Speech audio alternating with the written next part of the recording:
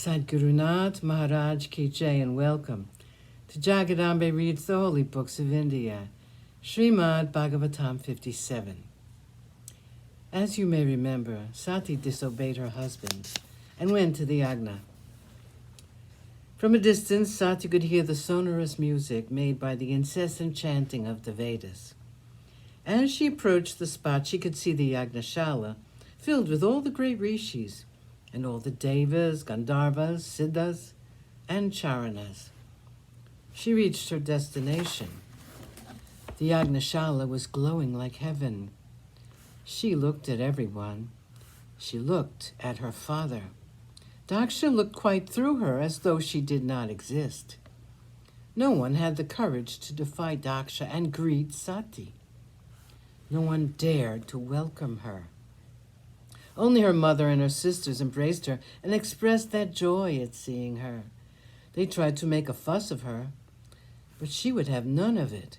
Ignored as she was by her father, she would not look at anyone else. The realization came upon her that this was a yagna which would not give a share to Mahadev, that it was performed with the sole purpose of insulting her Lord. Mahadev had told us so clearly the course of events would take. The indifference which would greet her when she entered, because she was the wife of Mahadev. But she, in her foolishness, would not pay heed to his words. She remembered the sad and resigned look on his face when she had last seen him, and anger flashed from her eyes. She was so furious that words would not flow easily and distinctly from her lips. Her lips were throbbing with anger, and her eyes were red with anger. Her entire frame seemed to be like a flame without smoke. Sati looked at her father and said, "What a foolish person you are! You call yourself the enemy of the Lord, of one who has no equal in the universe. Only a fool like you will do such a thing."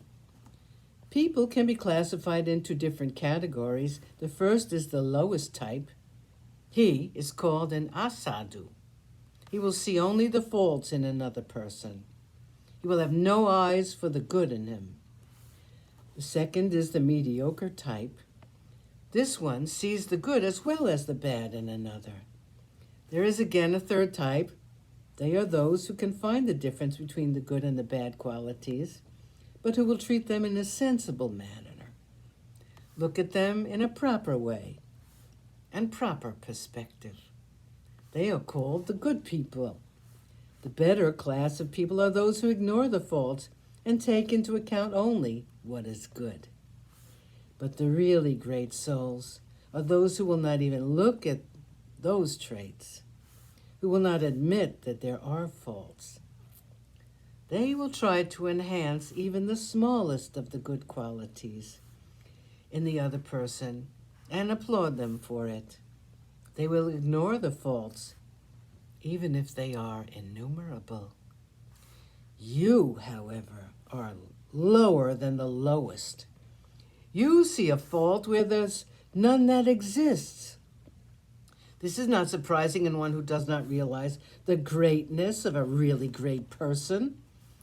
My Lord treats you with indifference.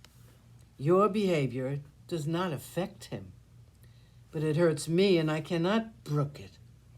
My husband is called Shiva, all that is holy and good and pure. You hate him because you are Ashiva. I have heard that when a person's God is insulted, his bhakta should try to punish the wrongdoer.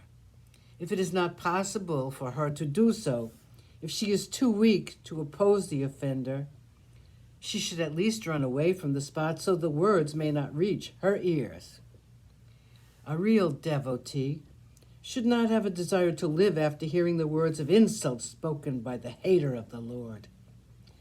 I am ashamed of this body of mine, which owes its existence to you, a hater of Shiva. I hate myself for being the daughter of a sinner like you. Sadgurunath Maharaj Ki Jai. Thank you for coming. I hope you come again.